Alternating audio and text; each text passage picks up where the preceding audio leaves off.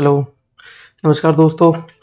Map minds के online platform पर आपका स्वागत है। मेरा नाम है अंकित बिंजवा और हम देखने वाले हैं भारत का इतिहास। और भारत के इतिहास में हम देखने वाले हैं धार्मिक आंदोलन।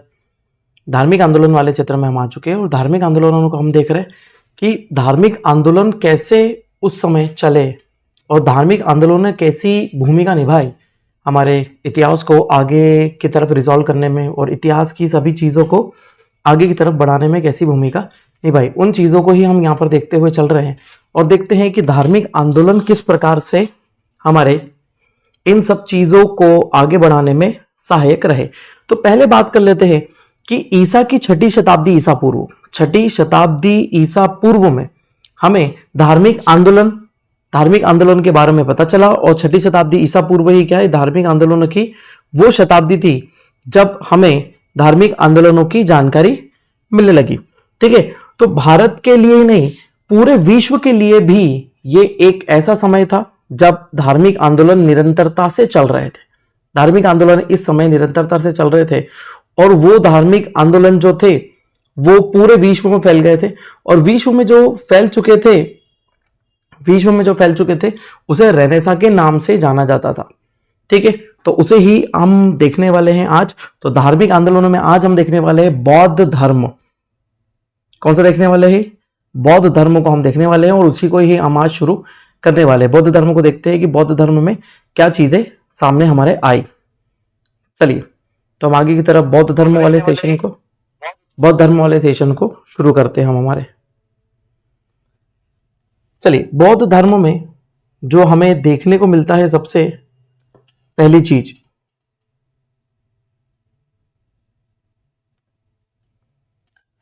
चीज, यदि हम यहां पर देखें तो बौद्ध धर्म में जो चीजें हमको मिलती है, सबसे पहले बौद्ध धर्म का उदय। बौद्ध धर्म का उदय किसके साथ होता है? बौद्ध धर्म के उदय के बारे में बात करेंगे तो बौद्ध धर्म जो उदय होता है, बौद्ध धर्म का उदय, तो उदय किसके साथ होता है? महात्मा बुद्ध के साथ ही बौद्ध धर्म का उदय होता है। और उनका समय काल ये बताया जाता है, समय काल कितना बताया जाता है? 563 ईसा पूर्व से, 563 ईसा पूर्व से लेकर 483 ईसा पूर्व के मध्य ये बताया जाता है कि इस समय महात्मा बुद्ध का जन्म हुआ था। और इस समय इस काल के बीच में क्या हुआ था? इस साल के बीच में ही हमारा बौद्ध धर्म चला था। अब बौद्ध धर्म का उदय तो हुआ, ये तो जन्म की तिथि थी। उस आधार पर धीरे धीरे आगे चलकर बौद्ध धर्म निरंतर लंबे समय तक इसी क्षेत्र में कार्यरत रहा। तब जाकर बौद्ध धर्म क्या हुआ? एक निश्चित क्षेत्र में जाकर क्या होगा? पनपेगा। ठीक है, तो उसे ही हमें देखना है और उसे ही हमें कवर करना है। तो सबसे पहले बात कर लेते हैं, बौद्ध धर्म महात्मा बुद्ध के जन्म से ही शुरू हुआ। और महात्मा बुद्ध के जन्म के बारे में बात करें तो कोई भी संशय नहीं है, नेपाल के तराई क्षेत्र में इनका जन्म होता है। और तराई क्षेत्र में भी जो जगह है उसका नाम है कपिलवस्तु। कपिलवस्तु नामक क्षेत्र पर इनका जन्म हुआ था। कपिलवस्तु में भी कहां पर? लुम्बिनी। कपिलवस्तु में भी कहां पर हुआ था? लुम्बिनी नामक स्थान पर हुआ था। कपिलवस्तु में भी लुम्बिनी नामक स्थान पर जन्म हुआ था। और किस जन्म जो हुआ था वो किस में हुआ था? उनके जो पिता थे, है ना, वो शाक्य कुल के क्षत्रिय थे। किस कुल के? शाक्य कुल के क्षत्रिय थे। शाक्य कुल के क्षत्रिय थे जिनका नाम था शुद्धोधन। जिनका नाम क्या था? शुद्धोधन उनका नाम था। इनकी माता का नाम क्या था? महामाया, है ना। माता का नाम यदि बात करें तो माता थी महामाया इनकी माता हुआ करती थी। ठीक है, लेकिन इनका जन्म के 7वें दिन ही क्या हो गई? मृत्यु, है ना। बुद्ध का जब जन्म हुआ तो उनके ही 7वें दिन क्या हुआ? इनकी मृत्यु हो गई। और मृत्यु के पश्चात इनकी ही जो बहन जिनका नाम था गौतमी जी ने ही इनका पालन करा। इसीलिए इन्हें क्या बोला जाता है? गौतम बुद्ध। उन्होंने ही पूरा लालन पालन सब कुछ करा, इसीलिए इनका नाम क्या हो जाता है? प्रजापति गौतमी के नाम पर गौतम बुद्ध इनका नाम हो जाता है। ये इनकी मौसी थी, ठीक है। महामाया इनकी माता का नाम था, ठीक है। फिर जन्म के बाद आगे की कहानी सुनते हैं। तो आगे की कहानी में ये होता है कि 16 वर्ष की उम्र में, 16 वर्ष की उम्र होती है और इनका विवाह हो जाता है। 16 वर्ष की इनमें ही इनका विवाह हो जाता है यशोधरा के साथ में। किसके साथ में हो जाता है? यशोधरा के साथ में इनका विवाह हो जाता है। फिर उसके पश्चात और समय काल बीत जाता है और 28 वर्ष की उम्र में, 28 वर्ष की उम्र में इनका एक पुत्र होता है। इनका एक पुत्र होता है जिसका नाम होता है राहुल, है ना। ये सब चीजें याद रखिएगा। यहां पर सिद्धार्थ, ठीक है। और इनका सिद्धार्थ बचपन का नाम हुआ करता है ना। यहां पर हम सिंपल सी बात करें, इनका बचपन का नाम, है ना, बचपन का नाम जो था वो था सिद्धार्थ। सिद्धार्थ इनके बचपन का नाम हुआ करता था। वैसे ही पुत्र के जन्म के पश्चात अगले वर्ष ही क्या करा इन्होंने घर त्याग दिया। घर त्यागा, घर त्याग कर ये बाहर निकल गए और घर त्यागने को ही इन्होंने क्या बोला? महाभिनिष्क्रमण के नाम से जाना जाता है ना। घर त्यागने को क्या बोला जाता है? महाभिनिष्क्रमण, महाभिनिष्क्रमण। ये शब्दावलियां आपको ध्यान रखनी है, ये 3 मार्कर में सीधे सीधे पूछी जाती है। महाभिनिष्क्रमण कहा जाता है जब इन्होंने घर को त्याग दिया था और अब ये पूरी तरीके से घर से बाहर निकल चुके थे और क्या करने लगे? तत्पश्चात उन्होंने देखा कि ज्ञान का मार्ग क्या है। उन्होंने किस चीज की खोज की? सत्य की। सत्य के लिए उनको जानकारी थी, किसकी? ज्ञान उन्हें चाहिए था। तो सत्य और ज्ञान की खोज में ये वहां से निकल चुके, ठीक है। और भटकते हुए निरंतर क्या करा? इधर उधर भटकते रहे। कितने वर्ष भटके? 6 वर्ष। 6 वर्ष तक इधर उधर वह भटकते रहे और सब जगह से उन्होंने क्या करा? ज्ञान अर्जित करा। और इसी दौरान सर्वप्रथम, है ना, इसी दौरान सर्वप्रथम उन्हें क्या पे मिले? वैशाली के समीप, है ना, वैशाली के समीप एक सांख्य दर्शन के आचार्य मिले, है ना। वैशाली के समीप उन्हें सांख्य दर्शन के एक आचार्य मिलते हैं और वही आचार्य उन्हें ज्ञान देते हैं और उन्हें बताते हैं, है ना, कि जो सत्य की खोज के लिए आप निकले हैं कि वो मार्ग कितना कठिन है, बाकी सब चीजें, लेकिन ये उनसे संतुष्ट नहीं हो पाते, है ना। अंततः चीजें ये हो जाती है कि वो उनसे संतुष्ट नहीं हो पाते और ज्ञान की खोज के लिए आगे की तरफ क्या हो जाते हैं?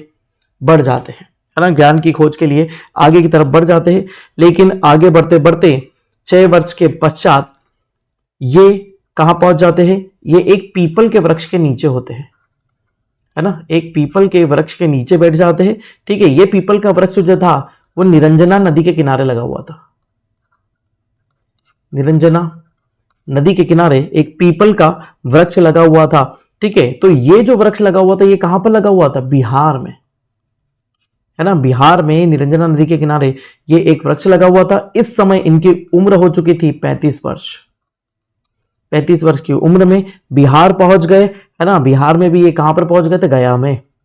इसीलिए उस जगह का नाम क्या है? बौद्ध गया के नाम से फेमस है। तो उस समय ये यहां पर पहुंच गए, पीपल के वृक्ष के नीचे बैठे हुए थे और समय था क्या? वैशाख की पूर्णिमा थी। वैशाख पूर्णिमा का समय था और उस समय ही रात्रि के समय, वैशाख पूर्णिमा की क्या थी? रात्रि का समय था और इसी समय उन्हें क्या हुआ? ज्ञान की प्राप्ति हुई। इसी समय उन्हें ज्ञान की प्राप्ति हुई और ज्ञान की प्राप्ति के साथ ही वो कहलाए क्या? बौद्ध, है ना। बौद्ध कहलाए। उसके अलावा इनके और भी नाम मिलते हैं, है ना, अन्य नाम भी मिलते हैं। बौद्ध बोल दिया, गौतम बुद्ध बोल दिया, महात्मा बुद्ध बोल दिया, है ना। इस आधार पर उन्होंने क्या करा? ज्ञान की प्राप्ति करी। ज्ञान की प्राप्ति कहां पर हुई? बौद्ध गया में उन्हें ज्ञान की प्राप्ति हुई और यहीं से गौतम बुद्ध का आगे का सफर शुरू हो जाता है। गौतम बुद्ध का आगे का सफर शुरू हो जाता है और निरंतर इस सफर को लेकर चलते हैं और आपको मैं निरंतर बताते चलूंगा कि कहां कहां पर इन्होंने अपने उपदेश दिए, क्या क्या चीजों के बारे में इन्होंने बताया, ठीक है।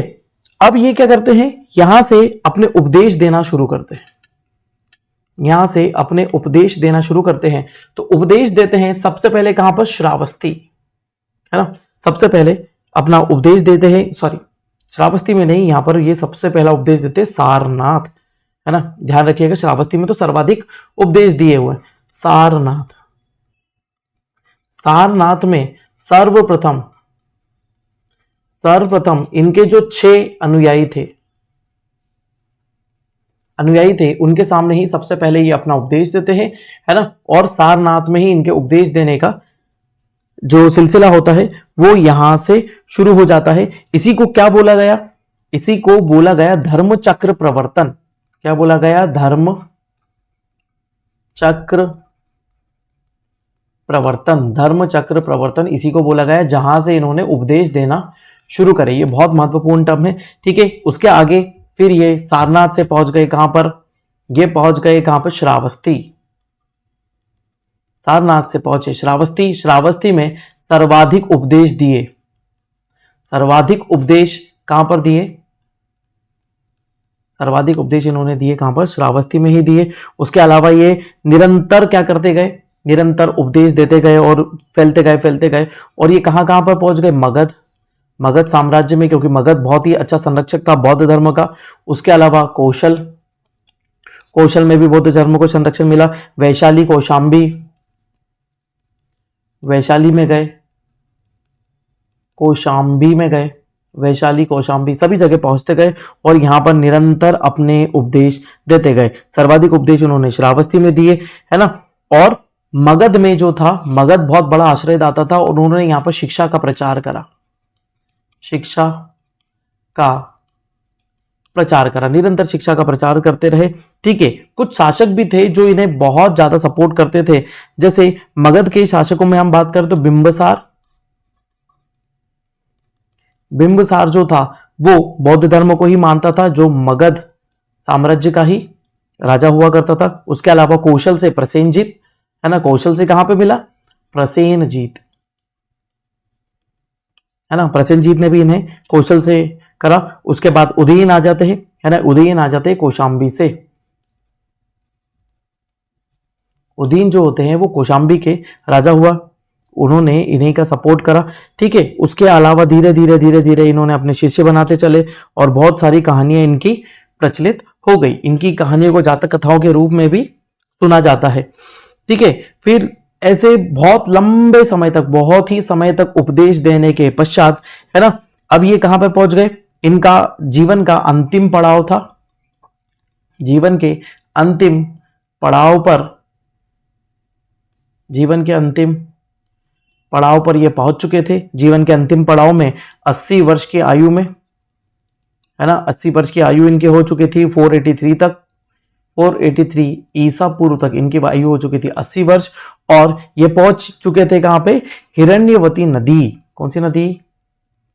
हिरण्यवती नदी के किनारे। और इसी नदी के तट पर जो मौजूद है, नाम है कुशीनगर। हिरण्यवती नदी के किनारे कुशीनगर में पहुंचे और यहीं पर इनकी मृत्यु हो गई। यहीं पर इनकी मृत्यु हो गई और मृत्यु को ही किस नाम से जाना जाता है? महापरिनिर्वाण। महापरिनिर्वाण, निर्वाण को प्राप्त हुए, इसे ही क्या बोला जाता है? महापरिनिर्वाण। मतलब अब क्या हो गए? ये अपने जीवन को छोड़कर चले गए, मतलब अपने शरीर को त्याग दिया और आत्मा क्या हो गई? ये कहां पर हो गई? मोक्ष को प्राप्त हो गई। आत्मा जो हुई मोक्ष को प्राप्त हो गई, इसे ही क्या बोला गया? महापरिनिर्वाण। अब इन्होंने अपने जो उपदेश दिए, है ना, इन्होंने जो अपने उपदेश दिए उन्हीं में सभी इन सब बातों के बारे में ही बोला कि सत्य की खोज करो, सत्य के बारे में खोजो। फिर उसके बाद किस चीज को? मोक्ष को प्राप्त करो। मोक्ष को प्राप्त करने के मार्ग यहां पर बताए कि सत्य को खोजो, आपके जीवन का मकसद क्या है, उन सब चीजों को खोजो और सबकी चीजों के बारे में बताया। इनके जो अस्थि थी, इनकी अस्थियां जो थी उन्हें 8 भागों में विभाजित कर दिया और उन्हें 8 स्तूपों में रखा गया। 8 स्तूपों में अलग अलग जगह पर रखा गया। लेकिन ये स्तूप हमें प्राप्त नहीं होते, सभी स्तूप यहाँ पर समय अनुसार यहाँ पर प्राप्त नहीं हो पाते, क्योंकि आगे जाते जाते जैसे जैसे जो राजवंश आते गए उन्होंने इन स्तूपों को क्या करवा दिया? तोड़वा दिया। इसीलिए ये स्तूप हमको वर्तमान स्थिति तक प्राप्त नहीं हुए, ठीक है। अब आगे चलते हैं, है ना, कि बौद्ध धर्म किस सिद्धांतों पर कार्य करता था। बौद्ध धर्म के सैद्धांतिक सफलता और सैद्धांतिक चीजों के बारे में यहां पर बात कर लेते हैं कि उनके सिद्धांत क्या थे और कैसे वो आगे की चीजों के बारे में कार्य चलाते थे। तो हम देख लेते हैं बौद्ध धर्म के सिद्धांत। धर्म के सिद्धांत, बौद्ध धर्म के सिद्धांतों के बारे में बात कर लेते हैं। ठीक है, अब बौद्ध धर्म में जो प्रचार होता था, प्रचार का जो तरीका था वो कैसा था? मौखिक, मौखिक प्रचार ही किया जाता था। मौखिक प्रचार होता था और इसका श्रवण करते थे, है ना। जितने भी लोग उनके वचनों को सुनने आते थे उनका श्रवण करते थे और उन्हें लिखा नहीं जाता था उस समय, है ना।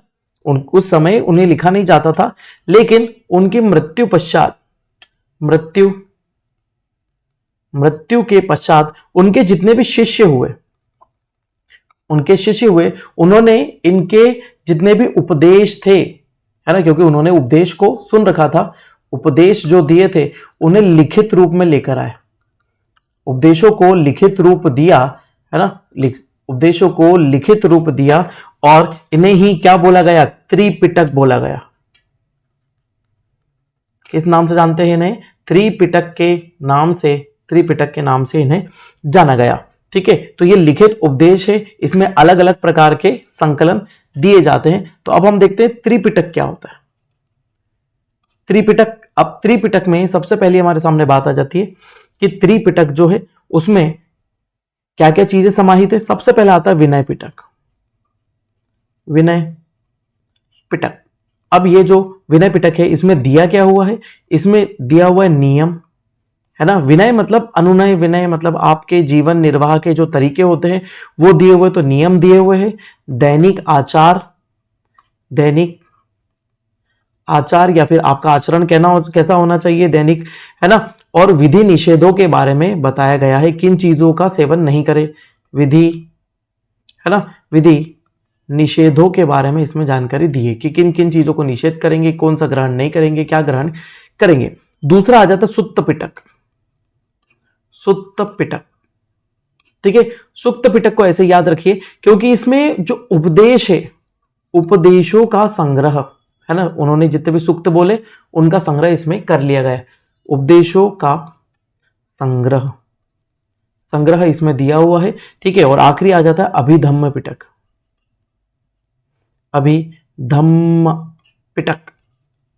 ठीक है, त्रिपिटक इसीलिए इन्हें बोला जाता है। ठीक है, इसमें क्या है? प्रश्नोत्तर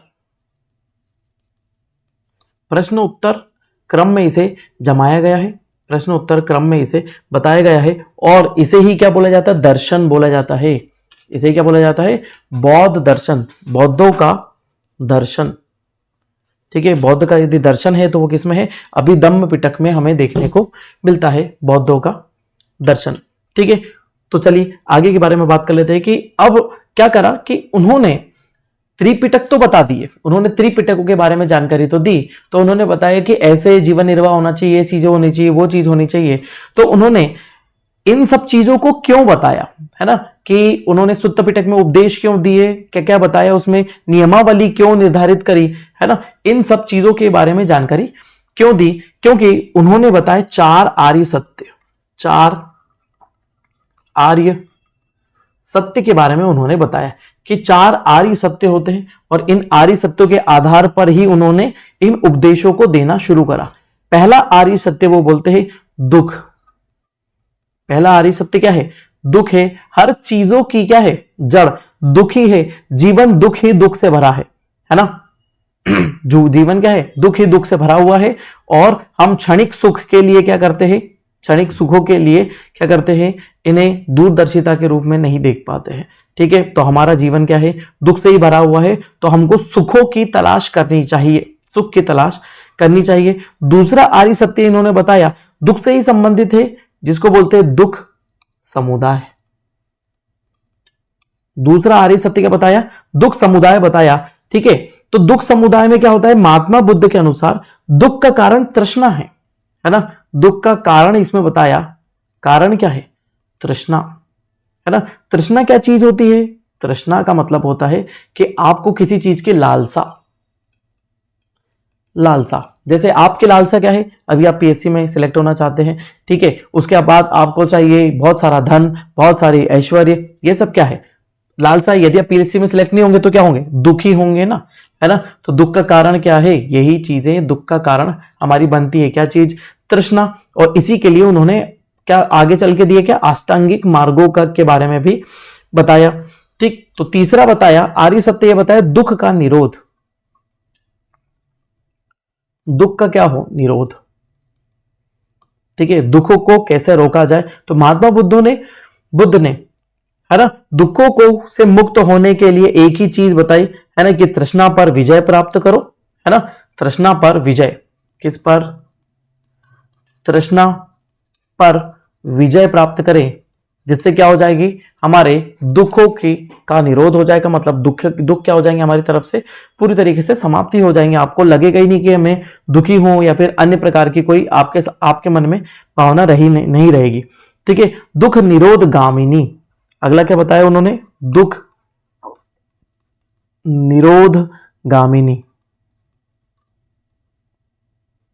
दुख निरोध गामिनी के बारे में बताया। अब दुख निरोध गामिनी ये क्या है, दुखों से मुक्त होने अथवा निर्वाण प्राप्त करने के लिए जो मार्ग है ना, वही क्या है, अष्टांगिक मार्ग है।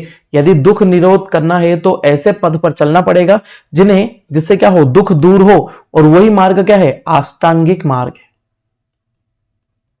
अष्टांगिक मार्ग, यदि इस पर चलोगे तो आपके दुख क्या हो जाएंगे, पूरी तरीके से समाप्त हो जाएंगे, और बाकी किसी चीज की आपको जरूरत नहीं होगी। उसके अलावा गौतम बुद्ध ने क्या करा है, 10 शीलों के बारे में भी बताया है। 10 शील, शील मतलब क्या होता है, धैर्य, संयम, इन सब चीजों के बारे में बताया। 10 शील भी इसके अंतर्गत आ जाते हैं। इन सब चीजों को बताते हुए उन्होंने अष्टांगिक मार्ग दिए अपने। ठीक है, तो अब अपन देख लेते हैं कि अष्टांगिक मार्ग क्या होते हैं। अष्टांगिक मार्ग, अष्टांगिक मार्ग, चलिए, तो अष्टांगिक मार्ग में सबसे पहले आता है सम्यक दृष्टि। सम्यक दृष्टि, है ना, सम्यक दृष्टि मतलब मिथ्या दृष्टि ना हो, है ना, मिथ्या दृष्टि को त्याग दे, यथार्थ स्वरूप पर ध्यान दे। आप मिथ्या दृष्टि में देखा करते हैं खुद को कि अरे मैं ये बनने वाला हूं, वो बनने वाला हूं, मेरे पास धन दौलत शोहरत ऐश्वर्य होगी, है ना, तो वो सब क्या है, मिथ्या, वो सब क्या है, मिथ्या दृष्टि है ना। मिथ्या दृष्टि का त्याग ही क्या है ना, मिथ्या दृष्टि का जो त्याग आप करेंगे वो ही क्या कहलाएगी, आपकी मिथ्या दृष्टि का त्याग, यही कहलाएगी आपकी सम्यक दृष्टि। ठीक है, आपको सही सही चीजें देखनी है, गलत गलत चीजें नहीं देखनी है। जो चीजें आपके सामने है ना, वर्तमान में स्पष्टता है, उसे ही देखें। आप भविष्य में जीते हैं, भविष्य में जीना बंद करें, वो सब मिथ्या है। ठीक है, आगे आ जाता है सम्यक। सम्यक तो हमारा एज इट इज चलेगा, सम्यक संकल्प। ठीक है, अगली चीज बताइए, सम्यक संकल्प, दूसरों के प्रति द्वेष और हिंसा नहीं रखना, है ना, दूसरों के प्रति द्वेष और हिंसा नहीं करना चाहिए हमें। दूसरों के प्रति द्वेष और हिंसा नहीं रखने चाहिए, यही क्या है, सम्यक संकल्प है। यदि द्वेष नहीं रखेंगे तो किसी से जलन ही नहीं होगी, और हिंसा नहीं करेंगे तो किसी से हमारा वाद विवाद ही नहीं होगा। ठीक है, तो उससे हमें सम्यक क्या आएगा, सम्यक वाक आएगा। सम्यक वाक, यदि आपने किसी से कोई दुश्मनी नहीं रखी तो आप किसी को कोई बुरा भला बोलेंगे ही नहीं, बुरा भला नहीं बोलेंगे तो आपके क्या होंगे, सम्यक वाक वहां से निकलेंगे। ठीक है, तो सम्यक वाक मतलब आपको झूठ नहीं बोलना पड़ेगा, है ना, किसी भी तरीके से झूठ नहीं बोलना पड़ेगा। ठीक है, किसी की निंदा नहीं करनी पड़ेगी, है ना, किसी की निंदा नहीं करनी पड़ेगी, या फिर अप्रिय नहीं बोलना पड़ेगा। ये सब क्या करना पड़ेगा, आपको बंद करना पड़ेगा, झूठ नहीं करना, निंदा नहीं करना। ठीक है, अप्रिय वचन किसी को नहीं बोलना। वो किससे हो जाएगा, द्वेष और हिंसा नहीं करेंगे तो उसी से हमें सामने आ जाएगा। सम्यक कर्मांत, सम्यक कर्मांत की यदि बात करें, ठीक है, तो कर्मांत क्या है, अहिंसा और इंद्रिय संयम। अहिंसा और इंद्रिय संयम, अहिंसा रखेंगे, किसी से लड़ाई नहीं करेंगे तो क्या हो जाएगा, आपके कर्म कैसे रहेंगे, सम्यक रहेंगे, एक समान रूप से कर्म आपके बने रहेंगे। सम्यक आजीविका, सम्यक आजीविका। अब सम्यक आजीविका मतलब क्या हो जाता है, मनुष्य को जीविका और जीविकोपार्जन, है ना, के लिए पवित्र रास्ता चुनना चाहिए। मतलब क्या है कि आप जो भी कार्य कर रहे हैं, है ना, वो क्या होना चाहिए, रास्ता ऐसा होना चाहिए जीविका उपार्जन के लिए कि आप कोई भी नौकरी करनी है, कर रहे हैं तो उसमें रिश्वत नहीं लेना, धांधली से पैसा नहीं कमाना, है ना, तो मतलब आप जो पवित्र रास्ता चुने, है ना, आजीविका का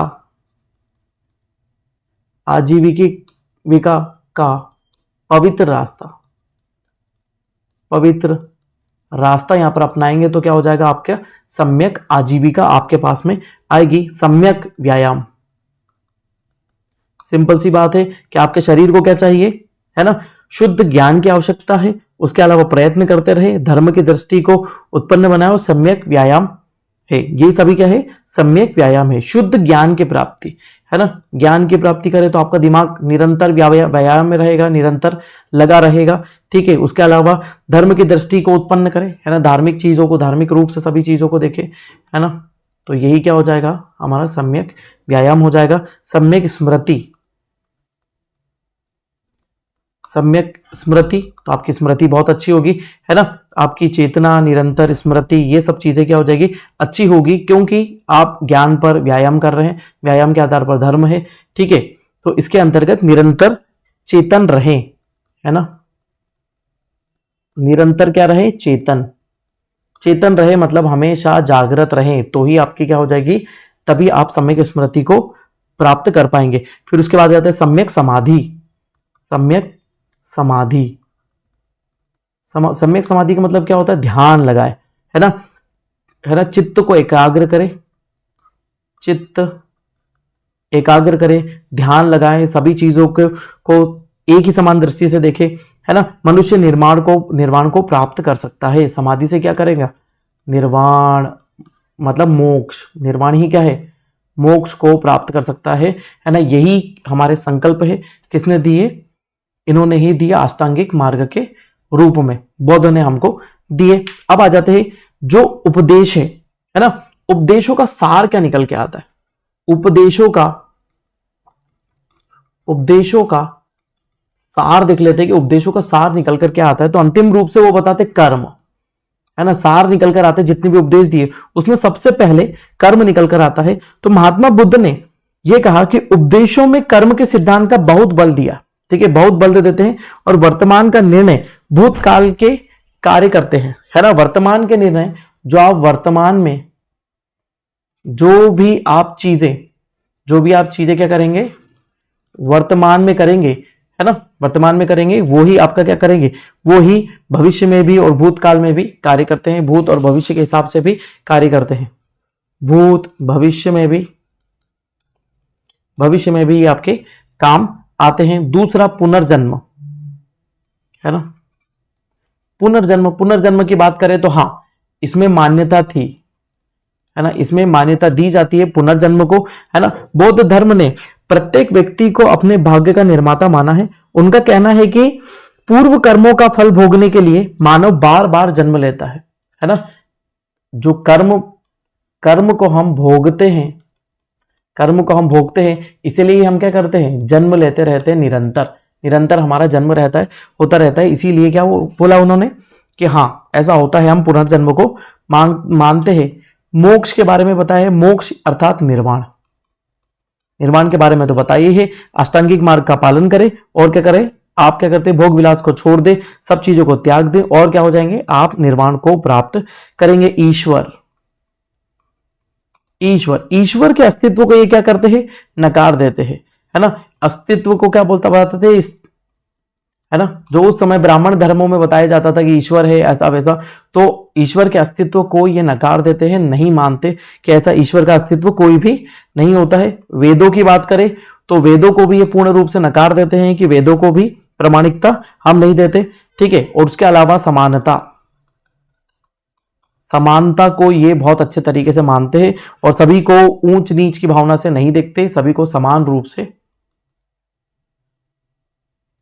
सभी क्या है, सभी व्यक्ति क्या है, समान है, सभी समान है, इस भावना से ही सभी को देखते हैं, और इसी से क्या हो जाता है, सब कुछ कंप्लीट हो जाता है। और ये उपदेशों का क्या निकल के आ गया, हमारा सार निकल के हमारे सामने आ गया। अब अंतिम रूप से आता है कि बौद्ध धर्म की जो संगीतियां हुई उनकी मृत्यु के पश्चात, है ना। तो हम देख लेते हैं बौद्ध संगीतियां, जितनी भी बौद्ध संगीति हुई इनके बारे में बताता हूं। तो सबसे पहले प्रथम बौद्ध संगीति जो हुई थी वो कब हुई थी, 483 ईस्वी में, 483 ईस्वी में। ठीक है, तो उस समय यदि आपको मैं बताऊं तो इनकी मृत्यु भी कब हुई थी? 483 ईस्वी में हुई थी, और मृत्यु के साथ में ही यहां पर प्रथम बौद्ध संगीति हमको देखने पड़ी, है ना, ईसा पूर्व में ये देखने को मिली। इस समय, है ना, इस समय ये कहां पर हुई थी? राजगृह कहां पर? बिहार में। राजगृह बिहार में प्रथम बौद्ध संगीति हुई थी। ठीक है, इस समय राजा जो था वो था अजातशत्रु। इस समय जो राजा तो हुआ करते थे वो कौन से थे? अजातशत्रु। किस वंश के थे? हर्यक वंश के थे। हर्यक वंश के जो राजा थे अजातशत्रु थे, उन्हीं के समय पर यह हुई थी। और महाकश्यप जो थे वो इस समय क्या थे? अध्यक्ष थे। इस संगीति के अध्यक्ष किसे बनाया गया था? महाकश्यप को बनाया गया था। ठीक है, अब दूसरी बौद्ध संगीति की बात करते हैं, द्वितीय। ये बहुत आपको याद रखना है सब कुछ। ठीक है, इसी से 100 साल बाद 383 ईस्वी ईसा पूर्व में द्वितीय बौद्ध संगीति हुई। ठीक है, कहां पर हुई? वैशाली। कहां पर हुई? वैशाली में हुई। वैशाली कहां पर? बिहार। वैशाली बिहार में द्वितीय बौद्ध संगीति हुई। इस समय जो शासक था वो कौन था? कालशोक, है ना। शासक जो था कालशोक किस वंश का था? शिशुनाग, है ना। काक वर्ण भी इनका नाम दिया हुआ है, कालाशोक, है ना। उसके अलावा ये हम बात करें तो अध्यक्ष कौन थे? सभाकरी।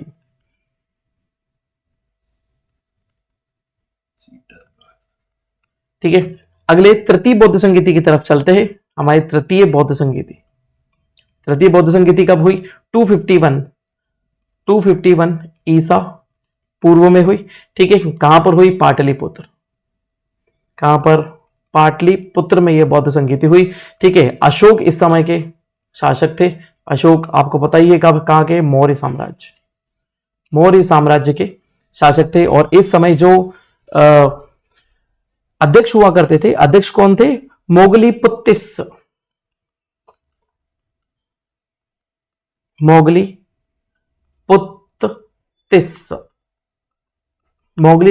क्या थे?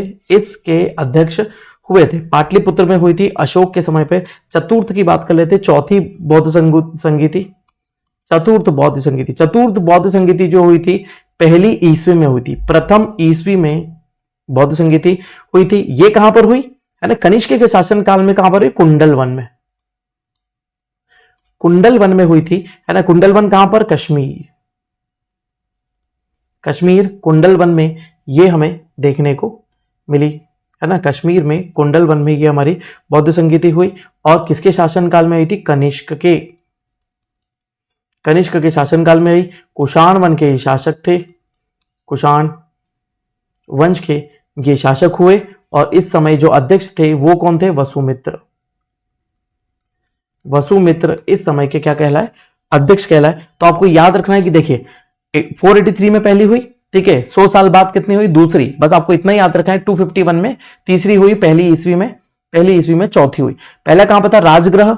ठीक है, राजगृह। फिर क्या हुआ? वैशाली, फिर पाटलिपुत्र, और कहां पर हुई? कुंडलवन कश्मीर में हुई थी। अशोक के समय मौर्य साम्राज्य उत्कर्ष पे था, इसीलिए कहां पर हुई? पाटलिपुत्र में हुई। वैशाली कालशोक शिशुनाग वंश के समय पर। तो अजातशत्रु, कालशोक, कालाशोक या फिर काकवर्ण, है ना। फिर अशोक के शासन काल में। फिर कनिष्क या कुषाण साम्राज्य में हुई। ठीक है, हर्यक वंश, शिशुनाग वंश, ठीक है, मौर्य वंश और कुषाण वंश। फिर महाकश्यप, है ना, सबा कमीर, ठीक है, और मोगलीपुत्तिस और वसुमित्र, ये हुए बौद्ध संगीतियों के अध्यक्ष। ठीक है, तो ये पूरी तरीके से हमने क्या देखा? आज हमने देखा बौद्ध धर्म को। और ये बौद्ध धर्म हमारा क्या हो जाता है? यहां पर खत्म होता है। पूरी चीजें मैंने बौद्ध धर्म के हिसाब से बताई। और ये बौद्ध धर्म आगे बहुत लंबे समय तक चलेगा। बहुत लंबे समय तक बौद्ध धर्म के बारे में सभी जानकारी हमको यहां पर मिली। ठीक है, तो ये बौद्ध धर्म हो गया। अगला लेक्चर जो हमारा होगा वो किससे संबंधित होगा? वो होगा हमारे किससे? जैन धर्म से संबंधित। तो जैन धर्म क्या अगले लेक्चर के साथ मिलेंगे हम, है ना। तो चलते हैं, थोड़ा सा समय लगता है स्ट्रीमिंग में और इन सब चीजों में, है ना। तो आप बने रहिए मैप माइंड्स के साथ में। हम मिलेंगे इन्हीं सभी लेक्चर में। इतिहास को हम पूरा करने वाले हैं। इसमें प्री मेंस सबके बारे में होगा। जैसे ये टॉपिक खत्म होगा, इसके 3 मार्कर, 5 मार्कर, 11 मार्कर के बारे में भी हम यहाँ पर पूरी बातचीत करेंगे। ठीक है, तो चलिए मिलते हैं नेक्स्ट लेक्चर में। बने रहिए मैथ माइंड के साथ में। मेरा नाम है अंकित बिंजवा। मिलते हैं। नमस्कार।